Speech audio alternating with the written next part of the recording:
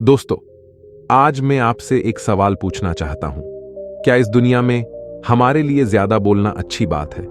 कहीं ना कहीं ज्यादातर लोग इसी वजह से ज्यादा बोलते हैं, क्योंकि वो दूसरों के सामने अपने आप को अच्छा दिखाना चाहते हैं, दूसरों के सामने खुद को साबित करना चाहते हैं। तो इस सवाल का जवाब हम एक कहानी के माध्यम से समझेंगे। एक समय की बात है जब एक आश्रम में बौद्ध गुरु और उनके शिष्य रहते थे।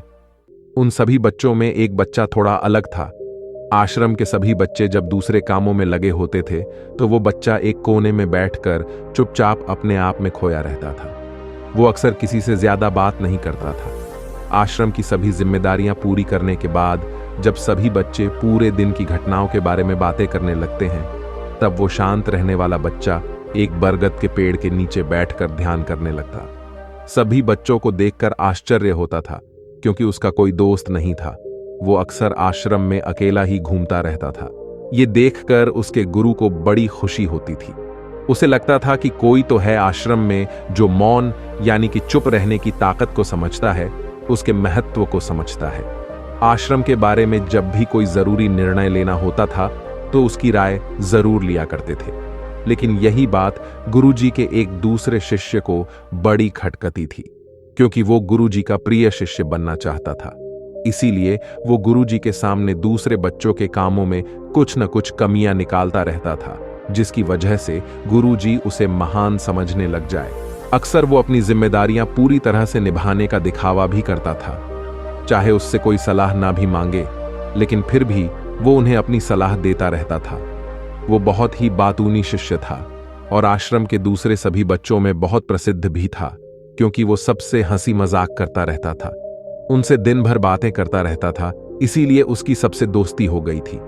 लेकिन जब आश्रम के गुरु उसकी राय ना लेकर दूसरे बच्चे की राय लेते थे तो ये बात उसे बड़ी खटकती थी।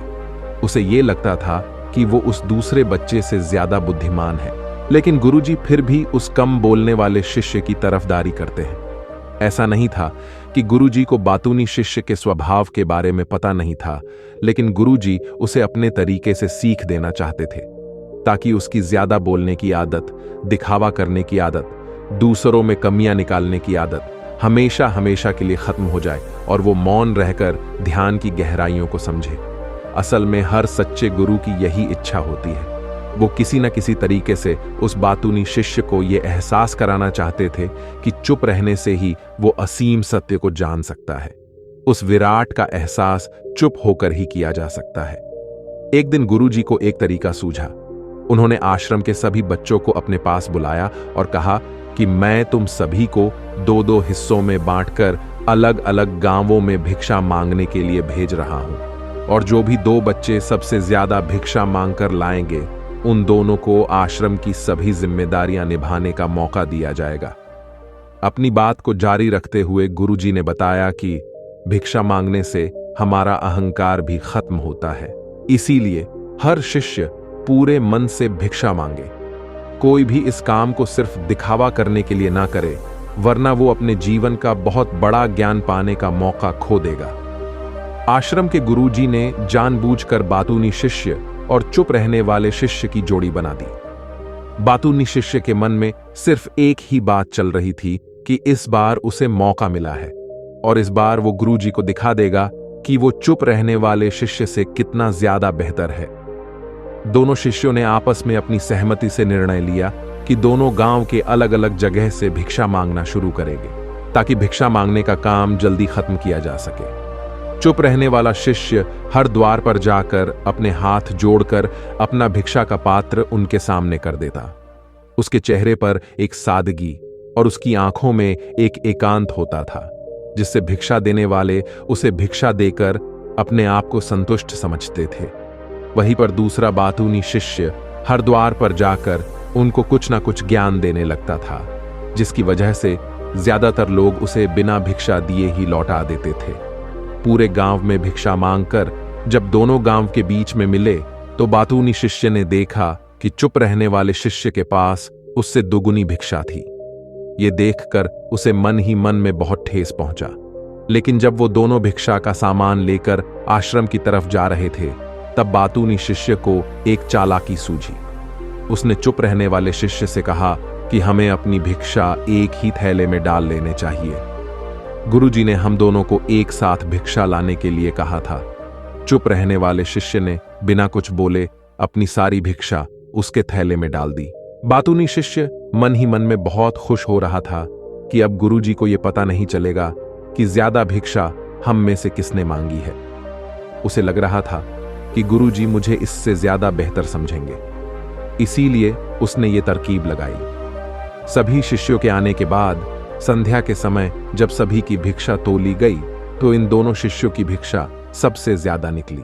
गुरुजी ने इन दोनों का अभिवादन करते हुए आश्रम के सभी बच्चों के सामने उनकी पीठ थपथपाते हुए उन्हें मुबारकबाद दी और कहा कि मैं आश्रम का कार्यभार तुम दोनों को नहीं सौंप सकता। इससे आपसी मतभेद होने का खतरा है, इसीलिए तुम दोनों में से जो ज्यादा भिक्षा लेकर आया है, आश्रम की जिम्मेदारी उसे ही सौंपी जाएगी। जब उन्होंने दोनों शिष्यों से पूछा कि तुम में से ज्यादा भिक्षा कौन मांगकर लाया था, तो बातूनी शिष्य ने कहा कि गुरुजी मैं इससे दुगनी भिक्षा मांगकर लाया था, लेकिन मुझसे गलती हो गई कि मैंने वो दोनों भिक्षा एक ही थैले में डाल ली। मुझे नहीं पता था कि आप ऐसा निर्णय लेने वाले हैं, वरना तो मैं अपनी भिक्षा का थैला अलग ही रखता। इस पर गुरुजी ने चुप रहने वाले शिष्य से पूछा कि क्या तुम इसकी बात से सहमत हो? क्या तुम इससे कम भिक्षा लेकर आए थे? यह सुनकर चुप रहने वाले शिष्य ने कहा कि गुरुजी, मेरे पास ऐसा कोई भी साधन नहीं है जिससे मैं ये साबित कर पाऊं कि मैं इससे ज्यादा भिक्षा लेकर आया था। असल में ये उल्टा बोल रहा है, दुगनी भिक्षा में लेकर आया था, ये मुझसे आधी भिक्षा लेकर आया था और इसी ने ही मुझसे भिक्षा एक थैले में डालने की बात कही थी। आश्रम से कुछ दूरी पर एक पहाड़ी थी जिसके पीछे सूरज अभी अभी संध्या के समय ढल रहा था। गुरुजी को तो पता था कि सच कौन बोल रहा है, लेकिन बाकी बच्चों के सामने सच साबित करने के लिए उन्होंने उन दोनों से एक सवाल पूछा कि पीछे पहाड़ी पर तुम्हें क्या दिखाई दे रहा है? यह सुनकर वो चालाक शिष्य झट से बोल पड़ा कि गुरुजी, पहाड़ी के पीछे सूरज अपना रंग बिखेर रहा है, आसमान में लालिमा छाई हुई है, ये बहुत ही सुंदर दृश्य है। वो तो और भी बहुत कुछ कहना चाहता था, लेकिन गुरुजी ने उसे चुप करते हुए दूसरे शिष्य से जवाब जानने के लिए प्रयास किया। जब उसकी तरफ देखा तो उसकी आंखों में आंसू भरे हुए थे। श्रद्धा, भक्ति और प्रेम से उसकी आंखें भर आई थी। गुरुजी को उससे पूछने की जरूरत ही नहीं पड़ी। गुरुजी ने सभी बच्चों को संबोधित करते हुए कहा कि मैंने सवाल किया था कि पहाड़ी के पीछे तुम्हें क्या दिखाई दे रहा है। ज्यादातर लोगों को यही दिखाई देगा कि एक बहुत सुंदर दृश्य है, लेकिन मजे की बात यह है कि सुंदरता बोलकर ही नहीं बताई जा सकती, उसे महसूस भी किया जा सकता है और सामने वाला उस सुंदरता को आपकी आंखों में देख पाता है। चुप रहने वाले शिष्य की तरफ इशारा करते हुए गुरुजी ने कहा कि असल में सुंदरता इसी बच्चे ने देखी है, दूसरे बच्चे ने सिर्फ सुंदरता की ऊपर ऊपर से व्याख्या की है, लेकिन इसने वास्तविकता में उस सुंदरता को महसूस किया है। अपने आप को ऊंचा दिखाने की सभी कोशिशें नाकाम होती देख वो चालाक शिष्य वहीं पर फूट फूट कर रोने लगा। उसको चुप कराते हुए गुरुजी ने कहा कि बेटा, मुझे पहले से पता था कि तुम झूठ बोल रहे हो, लेकिन मैं तुम्हें उस झूठ का एहसास कराना चाहता था। सभी बच्चों को संबोधित करते हुए गुरुजी ने बताया कि शब्द एक जाल की तरह होते हैं। हमारे ज्यादा बोलने की वजह से बहुत सारी समस्याएं पैदा होती हैं। जब कोई आदमी एक बात को बढ़ा चढ़ाकर बोल देता है तो उसे साबित करने के लिए वो शब्दों के जाल में फंसता चला जाता है और इसी वजह से अंतर्मुखी होने की बजाय वो बहिर्मुखी होता चला जाता है। वहीं पर जिस भी व्यक्ति को अपनी अंतर यात्रा करनी होती है, अपने आप को पहचाना चाहता है, उसे सबसे पहले चुप रहना सीखना होता है। जरूरत से ज्यादा बोलना या फिर हर वक्त बोलते ही रहना, ये सब हमारी अंतर यात्रा में बाधा बन जाती है। जब आप चुप रहने का अभ्यास करते हैं तो आप अपने साथ वक्त बिताने लगते हैं, जिससे कि आप अपने एकांत को जान पाते हैं। एक बार अगर मन में एकांत स्थापित हो जाए तो आपकी आंखों में, आपके चेहरे पर वो सादगी, वो एकांत, वो स्पष्टता की झलक, सब कुछ सामने नजर आने लगता है। कुछ साबित करने को नहीं रह जाता, कुछ बताने को नहीं रह जाता, सब कुछ आंखों में देखा जा सकता है। चुप रहने वाले शिष्य की तरफ इशारा करते हुए गुरुजी ने कहा कि अभी जो दृश्य है इस बच्चे ने देखा, वो ज्यादा बोलने वाला आदमी कभी नहीं देख पाएगा।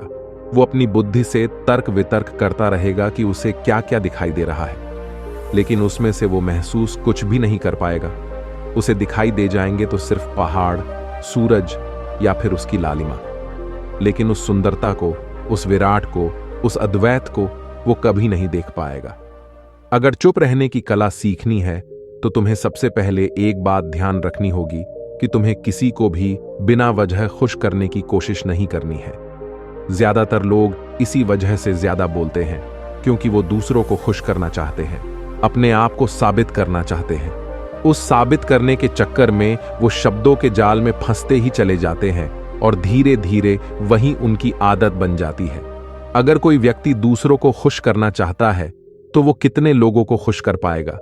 उसकी ये भूख बढ़ती ही जाएगी और वही संसार में सभी को कभी भी खुश नहीं कर पाएगा।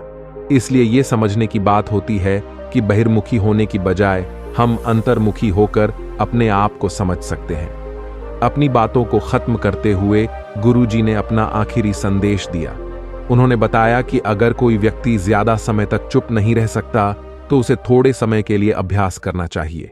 निश्चित संकल्प लेकर किसी व्रत की तरह दिन में कुछ समय या फिर हफ्ते में कुछ समय या फिर एक दिन चुप रहने का अभ्यास जरूर किया जाना चाहिए। इससे हमारी चुप रहने की आदत धीरे धीरे खुद ब खुद बढ़ने लगती है, क्योंकि एक बार जब हम चुप रहने लगते हैं तो हमें चुप रहने का आनंद पता चल जाता है। उसके बाद हमें कोशिश नहीं करनी पड़ती, बल्कि हमारा मन आनंद की तरफ अपने आप बढ़ता चला जाता है। चुप रहने की कला सीखने के बाद आपकी बुद्धिमानी और आपकी स्पष्टता दोनों में बहुत ज्यादा फायदा होगा। वास्तविकता में जिसे दर्शन कहते हैं वो मौन रहकर ही किया जा सकता है। इसके बाद सभी बच्चों ने कुछ समय चुप रहने का संकल्प लिया और सभी बच्चे रात्रि का भोजन करने के लिए एक साथ भोजन कक्ष में पहुंच गए। तो दोस्तों, मेरा मोटिव यही समझाने का था कि कैसे हम हर चीज को सिर्फ देखते हैं, लेकिन अगर उसे महसूस करना सीख गए तो जिंदगी जीने में बहुत मजा आएगा।